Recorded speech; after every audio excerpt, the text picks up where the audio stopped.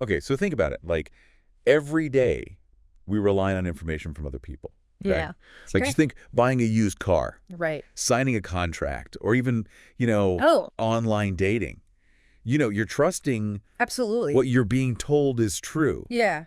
But what happens when someone Mm. intentionally distorts the truth for their own gain? Oh, that's where things get messy. Right, that's what we're diving into today. Yeah. Fraudulent misrepresentation. Okay.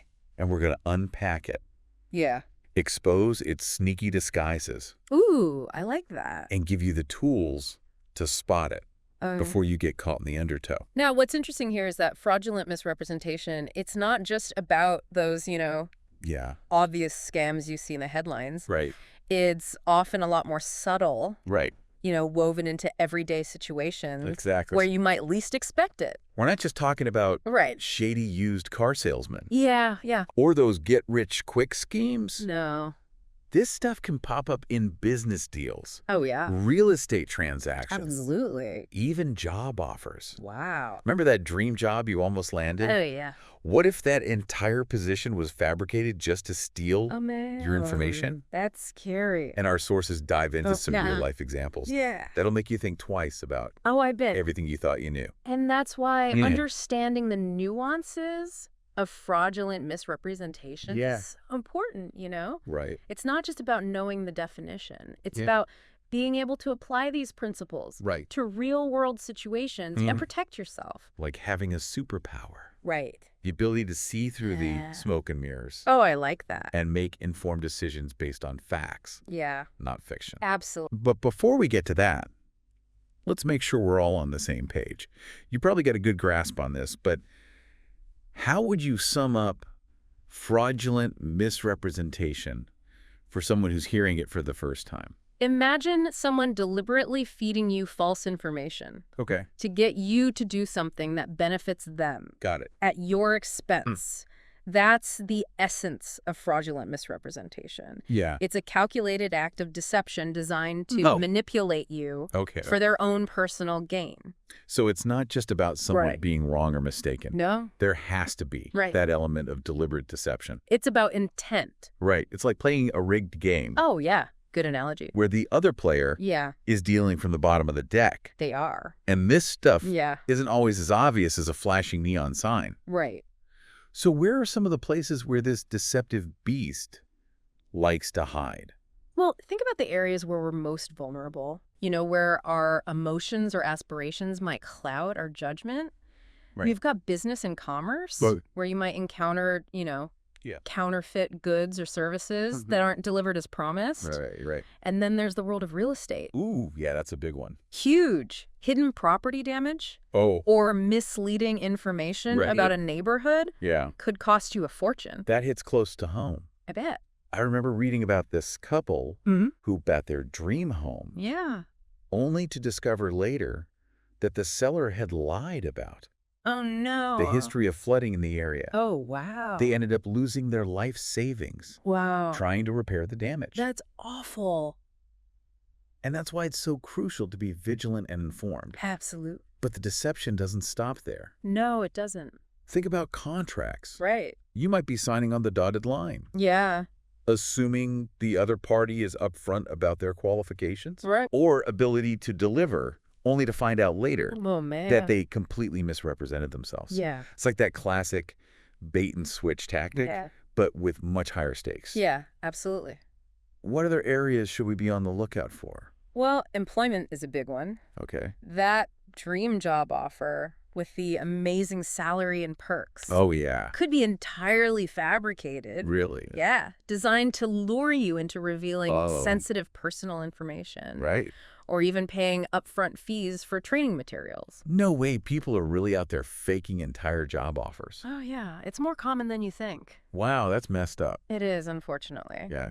And speaking of playing on people's hopes and dreams, Right. we can't forget about those financial and investment scams. Oh, yeah. These often target individuals who are looking for that quick and easy path to wealth Mhm. or financial security, promising those sky-high returns Right. with minimal risk. Of course. The classic Ponzi scheme is a prime example of that. Oh, yeah, for sure. It's a house of cards built on lies where early investors are paid off with money from new recruits, creating this illusion of success. Right. And just fueling even more frenzy. Yeah, and eventually the whole thing collapses, Exactly. leaving most investors with nothing but empty pockets. Yeah, it can be devastating. That's enough to make anyone want to stash their cash under the mattress. Right. And never trust another investment opportunity again. I know. But I have a feeling that's not exactly the message you want us to take away from this deep dive. Definitely not. It's about empowering yourself with knowledge Okay. and becoming a more discerning consumer of information. Right. The more you understand how these scams work, Yeah. the tactics these individuals use, Mm-hmm. the better equipped you'll be to spot them Okay. before they become a problem. All right. I'm all for feeling empowered. Good. But before we get to the preventative measures, let's talk about the consequences. All right. If you are caught on the wrong side of this, Yeah. what kind of price are we talking about? Well, the consequences can be pretty severe, Okay. both civilly and criminally. Oh, wow.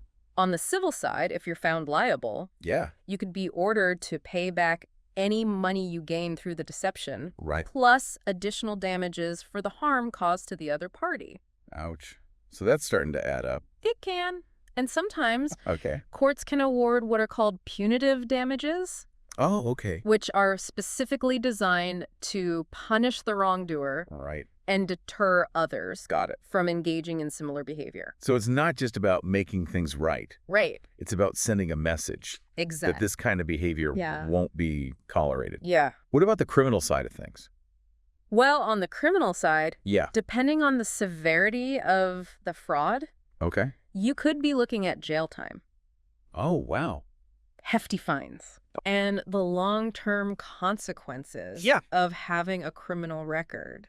Okay, so the stakes are definitely high. They are. This isn't just a game. No, This is serious stuff. it is. Fraudulent misrepresentation is a serious offense Absolutely. with serious consequences. Yes. And it's not just about the financial or legal repercussions. It's about the erosion of trust, Yeah. the damage that inflicts on individuals, Right. businesses, Mm-hmm. society as a whole. Well said. Okay, we've got a good grasp on the definition Yeah. and the consequences. Okay.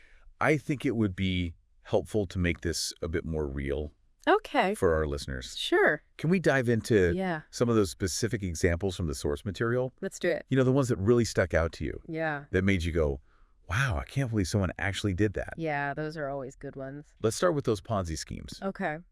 We talked about them earlier. Yeah. They're not just a modern phenomenon. One of our sources goes back to the early 1900s. Oh, wow. The story of Charles Ponzi himself, Okay. the OG of pyramid schemes. Tell us about it. So Charles Ponzi, he wasn't some Wall Street tycoon. Right. He was actually an Italian immigrant Oh, wow. who arrived in the U.S. with just a couple dollars in his pocket. Wow. He had a few failed business ventures under his belt Okay. before he stumbled upon Right. this scheme involving international reply coupons. International reply coupons. Now there's something I haven't heard of. Basically, they're coupons you could buy in one country Okay. in exchange for postage stamps Yeah. in another country. Got it. Ponzi realized there was a discrepancy Uh-huh. in the exchange rates, and he concocted this elaborate plan Okay. to exploit it. Wait, hold on. So let me see if I'm following this. Okay. He was going to buy these coupons cheap in one country Yeah. and sell them for a profit in another Yeah. because of the exchange rates. Right. On paper, it seemed like a brilliant arbitrage opportunity. Right. But the problem was Okay. the logistics of buying and redeeming Yeah. these coupons on a massive scale Mhm. were practically impossible. So what did he do? So he started taking money from investors, Okay. promising them outrageous returns, like 50% in just 45 days. 50% in 45 days. Who wouldn't jump at that? I know, right? People were lining up to throw their money at him. Wow. But instead of investing the money as promised, Right. Ponzi was using funds from new investors to Okay. pay off the earlier investors, creating this illusion of success. So it was all smoke and mirrors, just a classic pyramid scheme. Exactly. What happened when the whole thing inevitably crashed? Well, it unraveled pretty quickly. Right. A journalist started digging into Ponzi's operations and Right. exposed the whole scheme. Wow. And when investors realized it was all a sham, Right. they rushed to withdraw their money, but it was too late. So what happened to Ponzi himself? Well, he ended up facing multiple charges of fraud. Okay. spent several years in prison. Wow. And sadly, Yeah. thousands of investors lost their life savings. It's a cautionary tale if I ever heard one. Yeah. It shows how even a seemingly simple scheme can spiral out of control, It can. leaving a trail of devastation. Yeah. It highlights the human element of fraudulent misrepresentation. Right. These scammers are often charismatic and convincing, Right. able to gain people's trust Right. and exploit their vulnerabilities. It's a reminder that anyone can fall victim to these schemes, Yeah. no matter how smart or savvy they think they are. Absolutely. Which is why it's so important to be aware of the tactics these individuals use Yeah. and be skeptical of any opportunity that seems too good to be true. Well said. Okay. Let's move on to another example. Okay. You mentioned fake charities earlier. Oh, yeah. Tell me more about those. Okay. I feel like that's one area where people's guards might be down. Yeah, for sure. Because they're trying to do something good. Right. Exactly. Fake charities prey on people's good intentions. They do. You know, their desire to help those in need. Yeah, it's terrible. And these scams can be incredibly sophisticated, They are. using names and logos Yeah. that closely resemble legitimate organizations. So how can we tell the real deal from the fake? Well, one red flag All right. is if a charity pressures you Okay. to donate immediately Okay. or demands payment in cash Right. or through unusual methods like gift cards. That makes sense. A legitimate charity would give you time to consider Exactly. and have secure and transparent payment methods. Right. Also be wary of charities that pop up overnight Oh, yeah. in response to a natural disaster or a major event. Right. While some new charities might be legitimate, Yeah. scammers often exploit these situations They do. to take advantage of people's generosity. Absolutely. So it's always a good idea to do your research. Right. Before donating, Yeah. make sure the charity is registered and reputable. Absolutely. There are websites like Charity Navigator Uh-huh. and GuideStar Right. that provide independent ratings Yes. Right. and financial information about charities, Yeah. which can help you make informed decisions. Great resources. Yeah, it's so important to be discerning Right. and make sure your hard-earned money Yeah. is actually going to support Yeah. the cause you care about. Absolutely. What other red flags should we be aware of Well, when it comes to fake charities? pay close attention to the name and logo. Okay.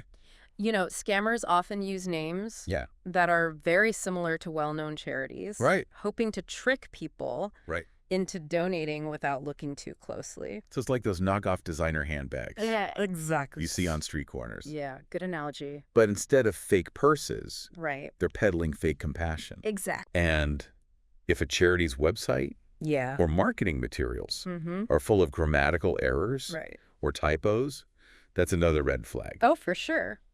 Legitimate organizations take pride in their communications, Yeah. strive for professionalism. Absolutely. Okay, so grammar police activate. Yeah. It turns out those misplaced commas Yeah. could be a sign of Good. something more sinister. Right. And finally, if a charity refuses to provide Yeah. detailed information about its mission or programs or financials, Mm-hmm. that's a huge red flag. For sure. Transparency is key. Absolutely. And legitimate organizations Yeah. are happy to share this information. They are. So it's all about doing your due diligence, Right. being an informed giver. Yeah. Remember, folks, even when it comes to charity, it's buyer beware. Buyer beware. Okay, now let's shift gears and delve into another area Okay. where fraudulent misrepresentation Yeah. can have a devastating impact. Mm. Fake job offers. All right. Tell me more about how these scams work Okay. and what we should be on the lookout for. So imagine this. Okay. You're browsing job boards, Yeah. feeling hopeful about a career change. Right. You come across a listing Uh-huh. that seems like it was tailor-made for you. Okay. The salary is amazing. Right. Benefits are fantastic. Yeah. And the job description aligns perfectly. Sounds like a dream come true. What's the catch? The catch is it's all a carefully crafted illusion. Okay. The company might not even exist. Really? Or if it does, Okay. the position is completely made up. Wait, so they're going through the whole process of posting job ads? Yep. Conducting interviews? Yep. even sending out offer letters All for a job that doesn't exist. for a job that doesn't exist. Yeah. Oh. And it's not just about wasting people's time Right. and getting their hopes up. Right. These scammers often use these fake offers to collect personal information Oh, right. from applicants. Right. Like their social security numbers, Oh. bank account details, Wow. even copies of their passports. That's identity theft waiting to happen. It is. It's so cruel to prey on people Right. who are already in a vulnerable position. Exactly. Eager to find a new job, Yeah, possibly facing financial pressure. they are. And job seekers are often very emotionally invested in the process, Right. which makes them more susceptible. Yeah. So how can we avoid falling into this trap? Well, one thing to watch out for Okay. is if the job offer comes out of the blue, Okay. without you even having applied. So if you get an email saying, congratulations, you've been selected for this amazing opportunity, Yeah. but you don't even remember applying, Exactly. that's a major red flag. huge red flag. Okay. Legitimate companies don't typically offer jobs to people Yeah. who haven't expressed interest Right. or gone through a proper application process. Makes sense. What else should we be on the lookout for? Be wary of job descriptions that are vague Okay. or overly generic Right. or that promise unrealistic salaries Right. or benefits. If it sounds too good to be true, Yeah, it probably is. probably is. And pay close attention to the email address and website. Yeah, good point. If they're using, like, free email services, All right. like Gmail or Yahoo, or if the website looks unprofessional Yeah, or is missing important information, you're right. that's a red flag. Red flag. So it's all about checking the details, Yeah. doing your research. Yeah. Don't just jump Right. at the first shiny offer Right. that comes your way. Exactly. Right. And if you're asked to provide personal information Yeah. or payment upfront Uh-huh. for things like training materials or background checks, that's a huge red flag. Huge red flag. Legitimate companies would never ask for that No. before you've even been hired. Right. And if anything, about the job offer Yeah. or the communication from the company Yeah. feels off or makes you uncomfortable, Yeah. trust your gut Absolutely trust your gut. and walk away. Right. Okay, that's great advice. Good. Always trust your gut. Yeah. Okay, we've covered a lot of ground, We have. from defining fraudulent misrepresentation Yeah. to exploring its most common hiding places. Yeah. But I'm eager to learn more Okay. about how we can protect ourselves All right. from these deceptive schemes. Well, in part 2 of this deep dive, Okay. we'll delve into the world of preventative measures, Right. equipping you with the tools and strategies you need Sounds good. to navigate this treacherous terrain with confidence Right. and avoid becoming a victim. Stay tuned, folks. We'll be back after a quick break to help you become a fraud-fighting ninja. Fraud fighting ninja. I love it. Welcome back. All right, so before the break, we were really knee-deep in the world of fraudulent misrepresentation, We were. exploring all the shady corners where it lurks. From rigged investments to those heartbreaking fake charities. Yeah. It's enough to make you wonder who you can trust. Right. But don't worry, we're not going to leave you hanging. Not at all. We've exposed the problem. Now it's time to equip you with the tools to fight back. That's right. All right, so let's talk strategy. Okay. What are some practical things we can do Yeah. to protect ourselves from becoming victims of these schemes? Well, you remember that phrase we mentioned earlier, due diligence? Oh, yeah. That's your secret weapon. Okay. It's about taking the time Right. to verify information before you make a decision. Right. Especially when it involves something important, Right. like your finances or personal data. Okay. So it's about being a bit of a detective, A little bit. not just taking things at face value, Right. but sometimes it's hard to know where to even start. So what are some concrete steps we can take? Well, first and foremost, always Yeah. consider the source. Okay. Is the person or organization making the claims reputable? Yeah. Do they have a proven track record? Okay. And luckily, in today's digital world, Right. it's easier than ever to research companies, individuals, even charities. Right. Check for online reviews, independent ratings, and any news articles or legal cases associated with them. That's a good starting point. What if the information you need isn't really readily available online? Or it's hard to tell what's legitimate and what's not? That's a good point. And in those cases, don't be afraid to seek out Yeah? expert advice. Okay. So, for example, if you're considering a major financial investment, Right. talk to a financial advisor. Okay. If you're entering into a complex contract, Right. get a lawyer to help you understand the fine print Okay. and spot any potential red flags. Yeah, it's like having a second set of eyes. Yeah, exactly. Someone with specialized knowledge to help you navigate those tricky situations. Absolutely. And remember, Yeah. seeking professional advice doesn't mean Admitting you don't know anything. Right. It shows that you're being proactive Okay. and you're serious about making Right. informed decisions, Okay. protecting your interests. It's about being proactive and taking control rather than just hoping for the best. Exactly. What other things should we keep in mind? Whew. Pay attention to your gut instincts. Oh, yeah. If something feels off Yeah. or too good to be true, Right. it probably is. Right. Trust your intuition. Yeah. Don't be afraid to walk away Right. from a deal or a situation that makes you uncomfortable. You know, it's easy to get caught up Oh, yeah. in the excitement of a new opportunity, Right. especially if someone is like a skilled manipulator. Oh, for sure. But taking a step back, Mm-hmm. giving yourself space to breathe can make all the difference. Absolutely. And don't let yourself be Mhm. pressured into making a quick Yeah. decision. Okay. Scammers love to create a sense of urgency. Right, right. Hoping you won't have time to think things through. Like those limited time offer, like sales tactics. Exactly. Exactly. Make you feel like you have to act now or you'll miss out. Yeah. So take your time, weigh your options. Okay. Don't be afraid to say no Right. if you need more information Okay. or you feel pressured. Okay. So take a breath, Mm. trust your gut, and don't rush into anything. Right. Got it.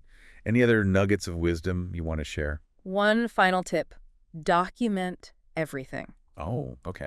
Keep records of communications, contracts, agreements, and any other relevant documents. Okay. This can be invaluable if Mhm. a dispute arises later. So it's about creating a paper trail, Yes, even in this increasingly digital world. exactly. A clear record Okay. can be your best defense Right. if you ever need to prove Right. that you were intentionally misled. Got it. Okay.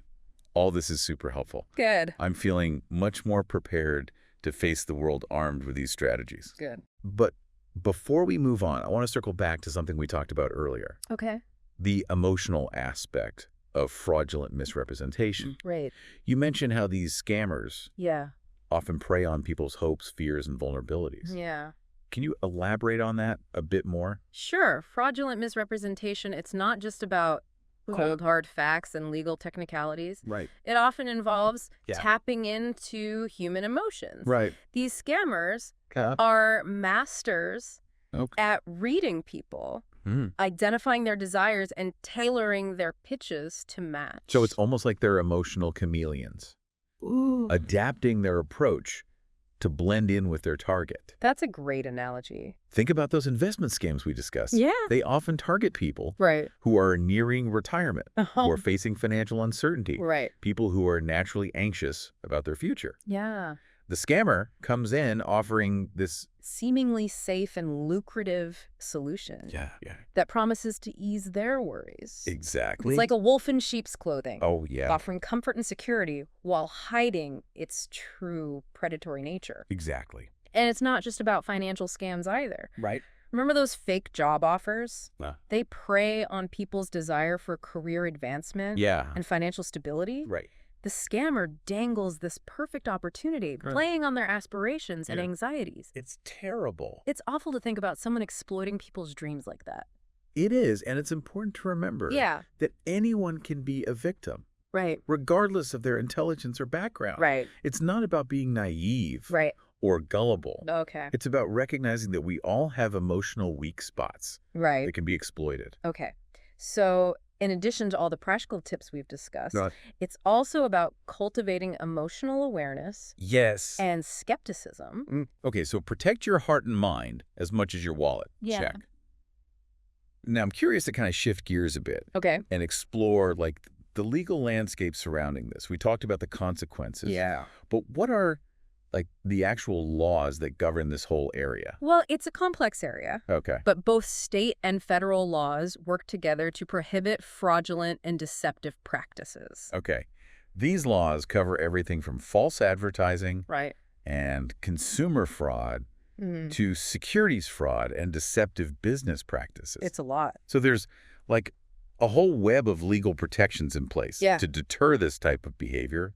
That's good to know. It is, and these laws are constantly evolving, to keep up with new and emerging forms of fraud. Right. For example, at the federal level, the Federal Trade Commission, the FTC, has broad authority to investigate and prosecute companies that engage in misleading or deceptive practices. So the FTC is like the consumer watchdog. It's keeping an eye out for companies trying to pull a fast one. That's a good way to put it. And they have a lot of power. They do. They can issue cease and desist orders, impose fines, Yeah. even require companies to provide refunds. Right? Or compensation to victims. That's reassuring to know. What about laws? Okay. Specifically addressing financial scams. Well, there are a number of federal laws Right. designed to prevent, those large-scale financial scandals that make headlines. For instance, the Securities Act of 1933 and the Securities Exchange Act of 1934. Okay. These regulate the sale of investments, Okay. like stocks and bonds, Right. and they require companies to be transparent Okay. and provide accurate information Got it. to potential investors. So those laws are all about protecting investors Yeah. from being misled and losing their shirts Exactly. in the stock market. Right. It's about ensuring fairness and transparency in the financial world. What about state laws? Oh, yeah. State laws play a big role as well. Okay. Most states have their own laws Okay. that go beyond those federal protections. Right. They often provide additional remedies for victims of fraud, including the right to sue for damages Right. or even cancel contracts Okay. that were based on deception. So it's like a multi-layered system of legal protections It is. with both federal and state laws working together to try and keep these scammers in check. Absolutely. And it's important to remember that these laws are constantly being updated Right. as new types of fraud emerge. Right. It's a constant game of cat and mouse Yeah. between lawmakers and those trying to, exploit loopholes. So the battle continues. Yeah. Okay, we've covered a lot of ground here. Yeah, we have. From understanding how these scams work Right. to learning practical ways to protect ourselves. We even got a little legal lesson in there. We did. But I know there's even more to explore. There is. And in our final part, Okay. we're going to tackle a topic that's becoming increasingly relevant, Right. the role of technology Oh, yeah. in both perpetrating Right. and combating fraudulent misrepresentation. All right. That's a perfect segue. We'll be right back after a short break Okay. to delve into the digital side of this. Okay, so we're back and ready to tackle the digital side of fraudulent misrepresentation. All right. It's kind of amazing how much of our lives are online these days. Rusher. From banking and shopping to connecting with friends and family. Right. But with all this convenience Yeah. comes a whole new set of risks. Absolutely. So technology's become a double-edged sword It has. in the world of fraud. Right. On the one hand, it's easier than ever Yeah. for these scammers to reach a wider audience, Absolutely. create sophisticated schemes, Yeah. vanish without a trace. Yeah, it's great. But on the other hand, it's also given us powerful tools to fight back. So let's start with the dark side. Okay. How are these digital fraudsters using technology to their advantage? Well, think about those phishing scams. Oh, yeah. You've probably seen them in your inbox. Yeah. They've gotten so sophisticated using fake websites and emails that look almost identical to the real deal, Right. designed to trick you into giving up sensitive information. Right. Like passwords and credit card numbers and stuff like that. Exactly. I've definitely gotten those emails Yeah. that look like they're from my bank. Yeah. And it's like urging me to click on a link Yeah. and update my account information. Right. Right. It's scary how convincing they can be. They are, and these scammers are constantly Right. coming up with new ways to exploit technology. Right. Social media has become a breeding ground for fraud, too. Oh, yeah, of course. With fake accounts. Right. Profiles used to spread misinformation, promote phony investments, Right. and even orchestrate those heartbreaking romance scams. Yeah. Don't even get me started on those romance scams. Oh, man. It's devastating. It is. How these individuals Yeah. prey on people's loneliness Right. and desire for connection. They really do. They build up these elaborate online relationships, often over months or even years, Yeah, it's crazy. only to disappear with their victims' money Yeah. and shattered hearts. It's just awful. Yeah, as people spend more and more time online, Right. these types of scams are becoming more common. Absolutely. So it seems like technology has really given these scammers a whole new arsenal of tools to deceive and exploit people. Yeah. But you said technology is the double-edged sword, so how is it being used to combat this? Well, thankfully, there are a lot of really smart people working hard to create tools and strategies to fight back.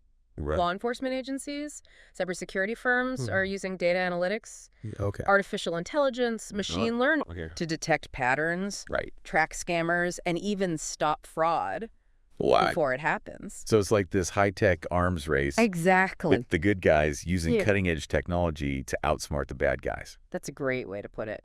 And there have been some promising developments. There have. For example, banks and financial institutions are using algorithms to detect suspicious transactions, flag potential fraud in real time. Yeah, that's pretty amazing. Social media companies are also investing in technology to identify and remove fake accounts and to flag content that might be spreading misinformation or promoting scams. Absolutely. That's encouraging to hear. It is. So it sounds like the good guys are making some progress. They are. In this digital battle. And it's important for individuals to stay informed about these advancements and to take advantage of the tools available to protect themselves. So it's like a shared responsibility. It is. We need to be proactive and informed. Yeah. While supporting those. Working to fight fraud on a larger scale. Right. It's a team effort. We've covered a lot of ground in this deep dive. We have. Into the world of fraudulent misrepresentation. Yeah. From defining the problem. Exploring its many forms. Understanding the legal landscape. Learning practical ways to protect ourselves. Absolutely. It's been fascinating. It has. And at times, unsettling journey. Yeah, but hopefully you're walking away with a heightened awareness. A toolbox of strategies. And a renewed sense of confidence. That's what we are. In navigating this increasingly complex world. Absolutely. So remember, folks. Awareness is our greatest asset. It is. In this ongoing battle against deception. For sure. So by staying informed, trusting our instincts, taking those proactive steps, we can all play a part in creating a safer, more trustworthy world. For sure. And as we wrap up this deep dive, we encourage you to continue exploring this topic. Please do. Research the specific laws in your area. Stay up to date on the latest scams and share this knowledge with your friends and family. Right, because at the end of the day, knowledge is power. It is. And the more we know, the better equipped we are to protect ourselves and those we care about. Thanks for joining us on this deep dive. Yeah, it's been great. Stay curious. Stay curious. Stay informed. And stay safe out there. Be careful out there. Until next time. See ya.